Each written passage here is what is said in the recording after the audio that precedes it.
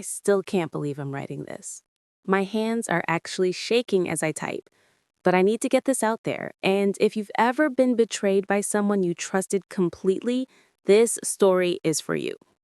Before we dive in, if stories like this resonate with you, stories about real people navigating real heartbreak, please hit that subscribe button. You won't regret it. Now, let me tell you what happened on what was supposed to be the best day of my life. My name doesn't matter. My husband's name doesn't matter. What matters is that on what was supposed to be the best day of my life, my entire world came crashing down, and I didn't even realize it until 3 weeks later. Let me set the scene. It's May 15th, 2024. I'm standing in the bridal suite of the Riverside Manor, this gorgeous venue we'd booked a year in advance. I'm in my grandmother's dress, the one she wore in 1987, which I had meticulously restored. My makeup is flawless. My hair is this intricate updo with baby's breath woven through it. I'm looking in the mirror, and for the first time in weeks, I'm not nervous. I'm just happy. Genuinely, deeply happy. My best friend Rachel is behind me, and she's crying happy tears. My mom is taking a million photos. It's 4 p.m., and the ceremony is scheduled for 5 p.m. Everything is perfect. Then my phone buzzes.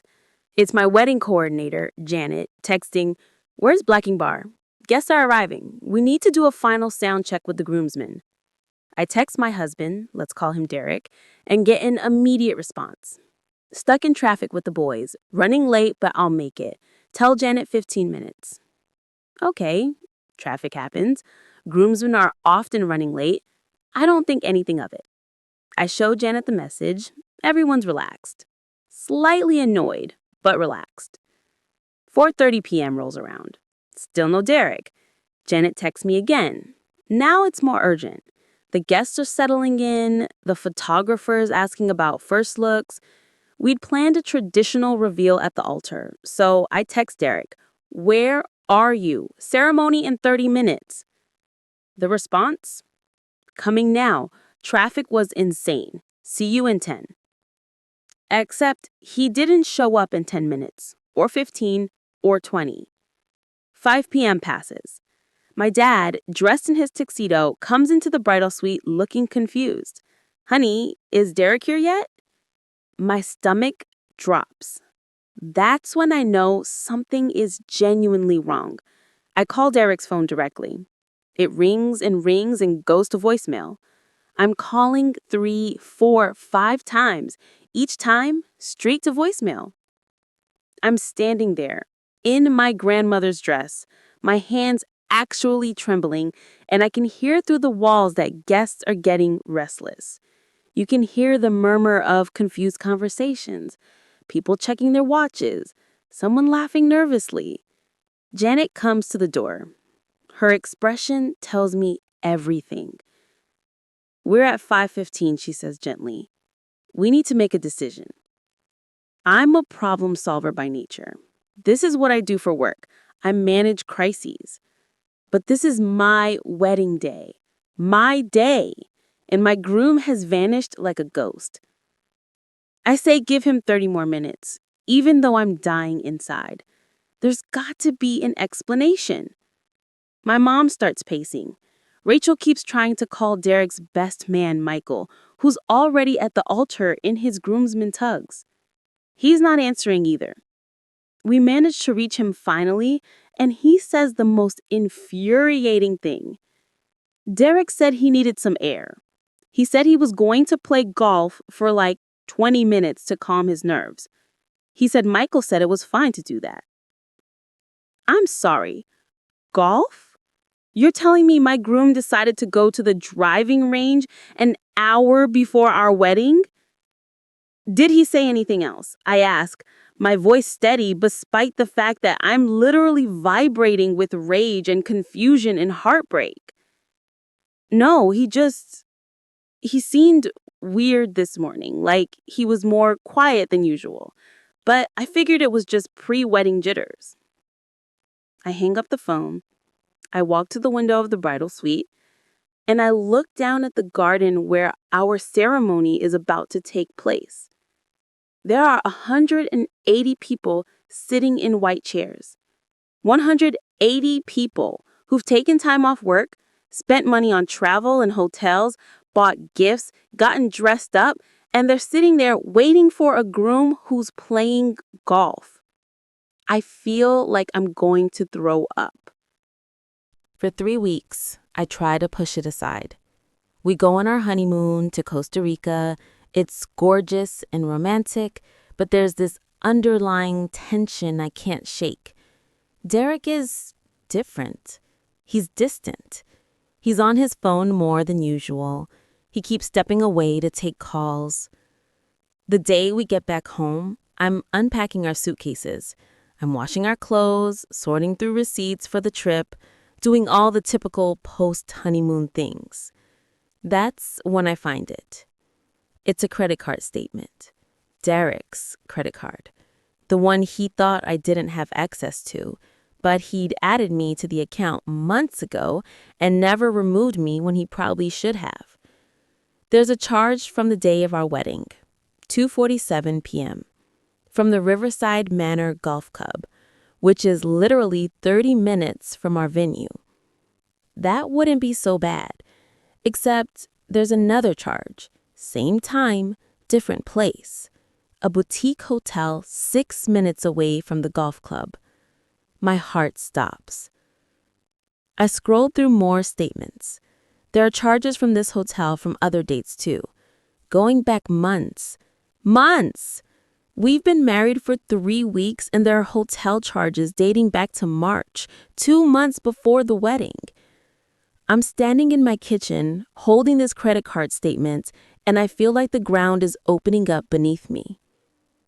I sit down at the kitchen table. I don't move for what feels like hours, but it's probably only 20 minutes.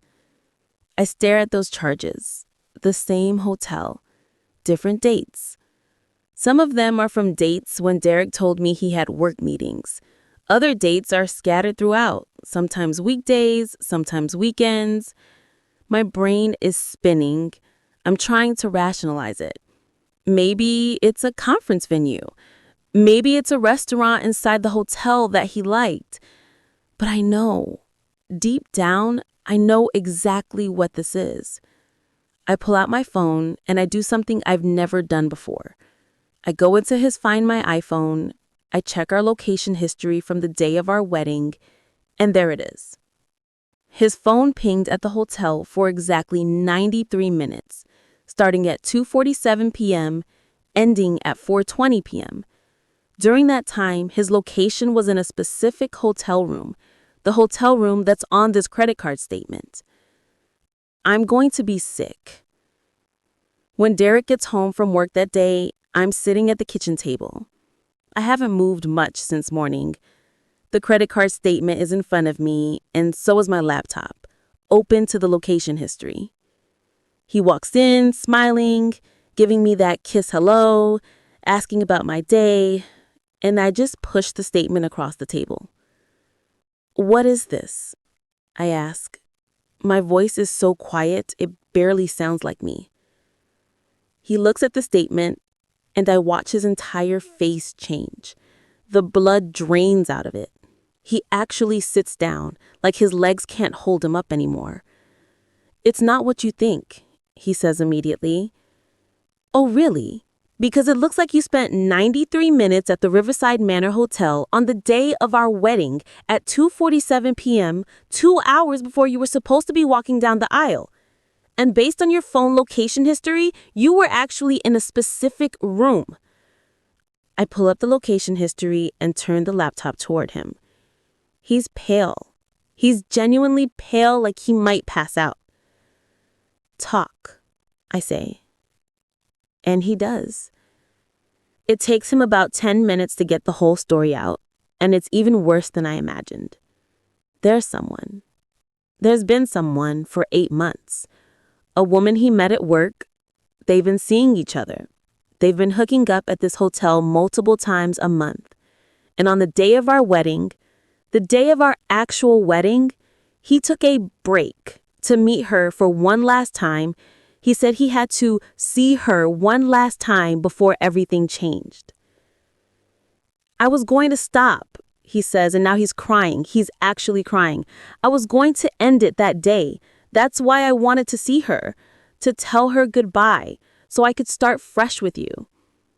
I'm staring at him, and I've never felt anything like the rage and heartbreak I'm feeling in that moment. It's like my chest is simultaneously on fire and freezing. You stopped our entire wedding ceremony for 93 minutes to cheat on me? While 180 people sat in an outdoor garden waiting for you? While my father was confused about where his son-in-law was?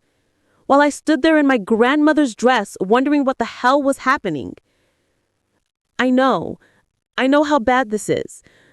I know how horrible this is. You don't know anything, I say quietly. You have no idea. I won't go into all the details of what happened next. That's for a therapist to help me process. What I will say is that I've spent the last few months in a complete fog. I've moved into my sister's house. I filed for an annulment.